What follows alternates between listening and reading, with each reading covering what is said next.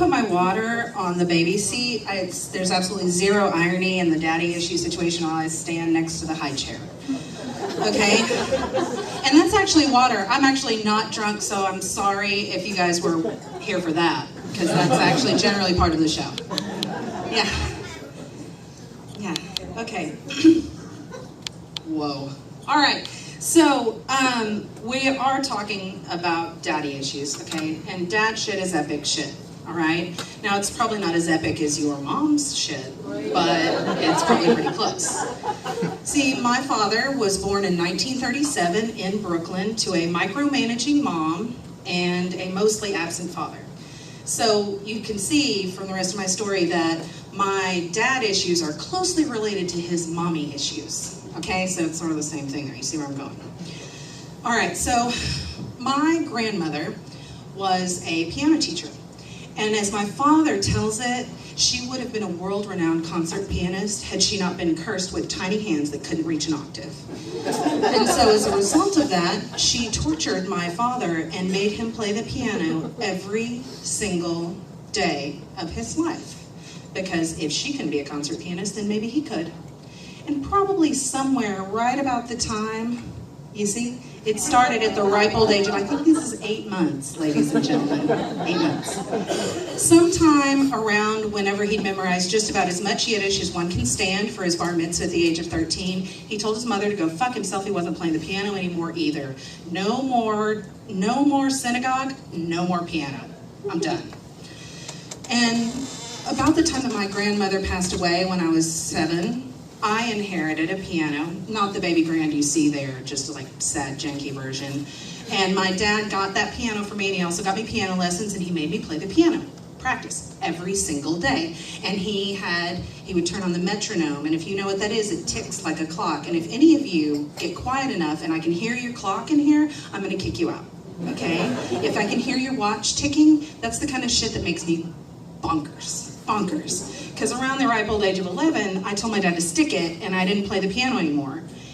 And it's a shame, because maybe I could have been the concert pianist, even though I'm like cursed with the kind of tiny hand thing also. But it's also probably the one regret that I have in my life is that I didn't at least give it a try. But we're gonna let it go. Dad sold the piano out from under me. I couldn't do it anyway. All right. So anyway, Dad, after he gave up the piano, he decided he was going to try to lead a life of crime. So he started trying to sell pot in the late 50s in Brooklyn, okay? So he's like drying out a bunch of weed in his mom's oven, right? And like totally getting busted. Like she didn't know what it was, but she knew something was up. And he realized maybe this life of crime didn't suit him. So he's like, I know what I'll do. I'll go to textile school. His father was a milliner, which is someone who makes hats. So the textile school seemed like the right kind of fit. But not too long after he got there, he realized, well, textile school's full of homosexuals. And not that my dad cared, but that is not his bag either, okay? That didn't suit him. My father's a ladies' man, all right? He started out a ladies' man. He has always been a ladies' man. He is 79 years old, and he is the most charming motherfucker you will ever meet, okay? Is there anybody close that age, single in the audience? You can come see me later, okay? So after this whole textile thing, the bottom dropped out, he decided he was going to go and become a traveling furniture salesman. So he goes up and down the East Coast doing this, and he kind of scores a little bit because he kind of gets kept by a couple of different women who make a little extra money, one of them for sleeping with her boss. So, you know, my dad hitched his star to that wagon. And I'm not saying that my dad was like a gigolo or anything, but he did okay for himself, okay? I mean, he was good looking, you know, and charming, like I said before. And by the time this stint is over, he's in New Orleans, and he's got a lady there who's making a lot of money, and I think they drank too many mint juleps, played tennis, and like lightweight cotton v-necks or something, you know? And when she got sick of him, or maybe it's about the time I think he went bald, she got rid of him. And he was like, well, this furniture thing's been working out. I'm gonna move to Dallas where the furniture mart is. He was gonna make his name in plaster of Paris. Okay? Now keep in mind, it's the late 60s, right? So plaster of Paris shit is hot, all right? I mean, they're making those columns, those Roman columns. They're making like, you know, busts of David. Dad was making tables that had like shiny marble shit like stuck in it. Everybody was buying it. Or like the little Jesus that's inside out and it looks like it's looking at you everywhere you go in the room. And now while my dad was Jewish, He was not stupid about this whole I can sell all sorts of dumb shit to Christians down in Texas, okay? And he was just working that angle. And he lived in this little apartment right outside of DFW, and his next door neighbor was his best friend who worked in an insurance agency. And the office manager at this insurance agency was a hot little ticket that everybody called Cuddles.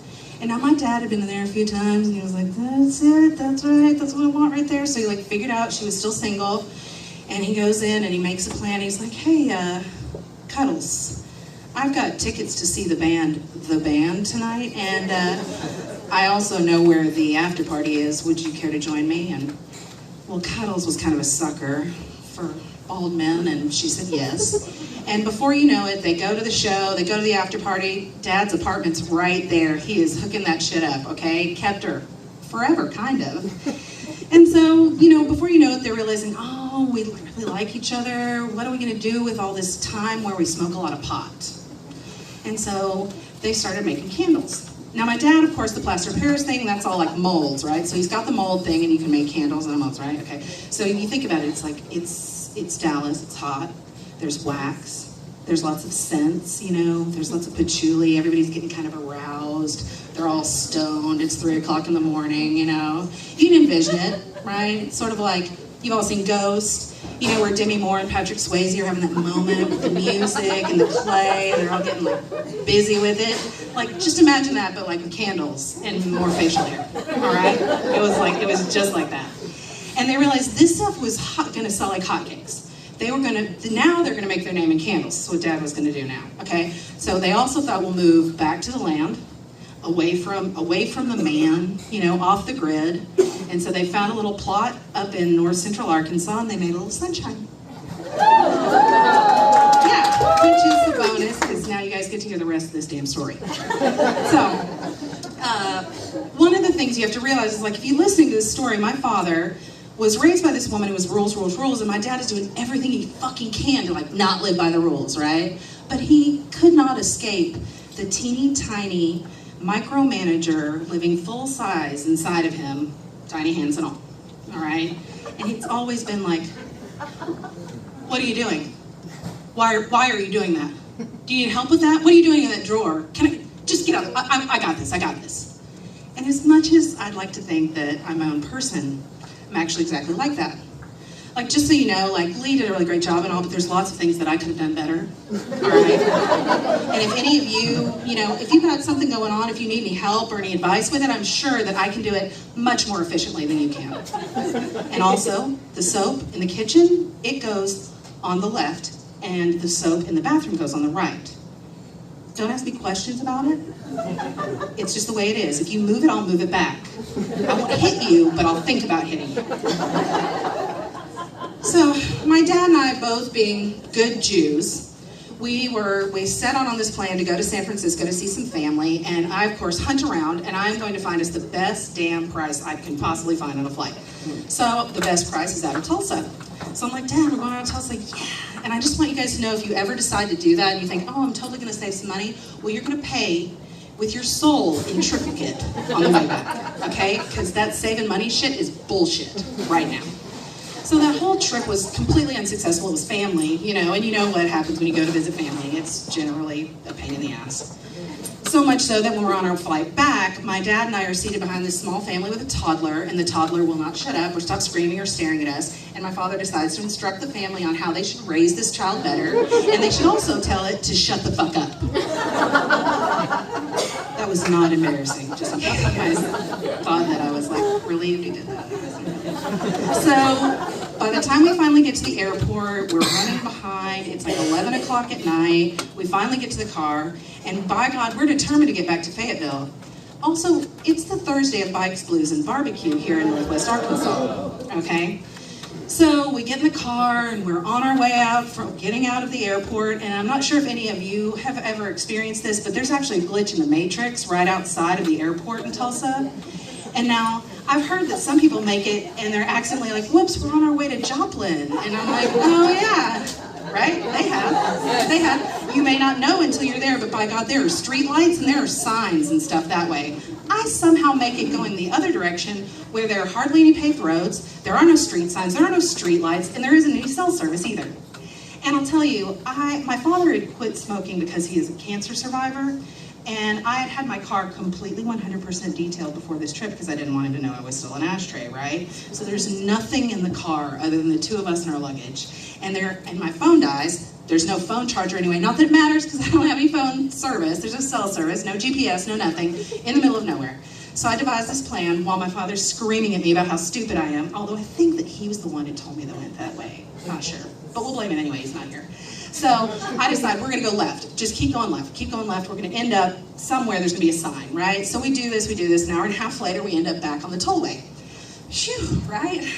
And he's like non-stop screaming at me until I finally turn around and look at him and I'm like, listen, you've alienated every other person in your entire life and I am driving your sorry ass back. You need to shut up before you alienate me too. I'll tell you what, shut him up. It was silent all the way to that toll booth. And then we get to the toll booth and I realize there's no change in the car. No change in the car. I look at Dad, I'm like, do you have any change in your pocket? He like hands me the two quarters he's got. It's like $2.50 to get through it. It's 2:30 in the morning. There are no attendees there because they're all like making sure no bikers are like murdering each other in Northwest Arkansas. And I'm like, oh my God, what are we gonna do? And he's like, just fucking drive through. And I'm like, you can't just do that. Just fucking drive through. What do you think they're gonna do? They think they're gonna arrest you? I'm like, I don't know. We're in the Cherokee Nation. Like the whole fucking point of being on this road is that you pay the toll. You pay the toll. That's the rule, Dad. I don't break rules, okay? He's like, just try. You're being ridiculous. What do you think they're gonna do? And I'm just like freaking out. I'm like throwing things that might clang out of my purse into this thing, right? And all of a sudden I realize my dad has opened the door. He's about to get out of the car at the tollway. I mean, is he gonna like, I don't know, maybe he's gonna join the Cherokee Nation? I'm not really sure. He's gonna wait there until the cops come back tomorrow and like blame me, have me arrested actually because I'm gonna drive through without paying the toll anyway. But like I realize he's gonna get out and I'm just like, fuck it. And I just start to drive, the door shuts. Ooh, he's pissed, right? Maybe he was excited about living there, I don't know. So we get like the whole rest of the way, we're driving, he's over there seething and I'm just crying because I'm like, my daddy, I don't even know what to do and I'm gonna get arrested when I get back. And just, So we finally make it back to my house. And before I can even put the car in park, my dad is out of the car, he's gotten his suitcase and he's headed his car parked in my driveway. And I'm like, oh my God, I get out of the car, I'm like, Melvin, what are you doing? And he's like, I'm not fucking staying here with you. I'm getting a hotel. I'm like, good luck with that, buddy. There's not a hotel in a 150-mile radius of here. It's Bikes Blues, okay? Just calm down. It's all right. Just come inside. Fuck that. Fuck you. I'm getting the fuck out of here. And I mean, he doesn't make no eye contact. He's getting in the car, right? He puts it in reverse. Somehow, on my paved road, he is spitting gravel back at me in a tiny little BMW, and he is speeding out. And I'm like, thank God I get to smoke that cigarette now. And I sit on the porch and I'm having a smoke and it occurs to me that my father is so enraged and there are extra police in town and he's going to wrap that tiny BMW around maybe a telephone pole. Maybe he's gonna get pulled over and they're gonna like say something to him, he's gonna get pissed, they're gonna put him, he's gonna be face down on the hood of his car and they'll be like, this is her address, get her name's Sunshine Broder and blah, blah, blah. Like, right? Like, I mean, like, I'm gonna be in the papers tomorrow because my dad. I'm just like, okay, I gotta take this trip and I like follow the little route out of town that he would have taken just to make sure. And when I get to the edge of town and I haven't seen him, I'm like, you know what, that's great, fuck this, the fucking country can have you. And I go home and 3 months later, we still haven't spoken to each other. So I'm like, I guess I'm gonna have to like offer out the olive branch, even though my therapist told me that I didn't have to do that I could just write him off for the rest of my natural born life, no more dad.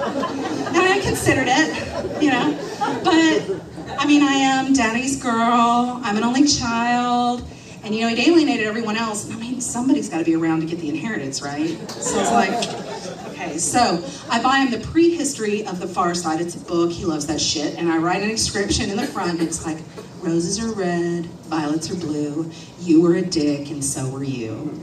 Love you very much, squinchy butt. Yeah, that's my nickname. I'll tell you that story later, it's too long. So I send that to him, and about 3 days later, it's Valentine's Day, and I get my flowers in the mail because he always sends me flowers on Valentine's Day. and I get my flowers, my 1-800, all right, and I get the little note that comes along with it, and it says something about how my shit actually doesn't smell like roses. And I was like, you know, it's cool, because, like, I've got a sense of humor, he's got a sense of humor, everything's gonna be cool, right? Okay. And then 3 more days pass, and I get the book back in the mail. And it's got a little note over my inscription that tells me how disrespectful I am, and that he did not raise his daughter to talk to him that way, and that I should be ashamed of myself.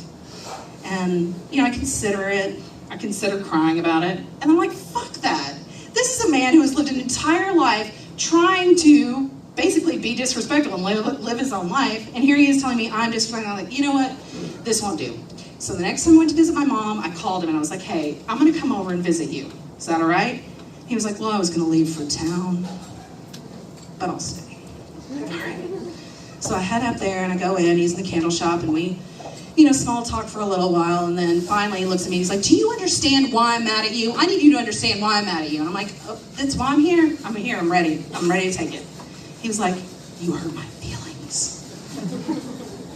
And this, at this point, is like a 75-year-old man, okay? And the whole reason that he's got himself so butthurt and is not going to talk to the only person who gives a shit about him is because his feelings hurt. His baby feelings hurt. I'm like, he has absolutely no concept of the fact that he's been doing that to me my entire life.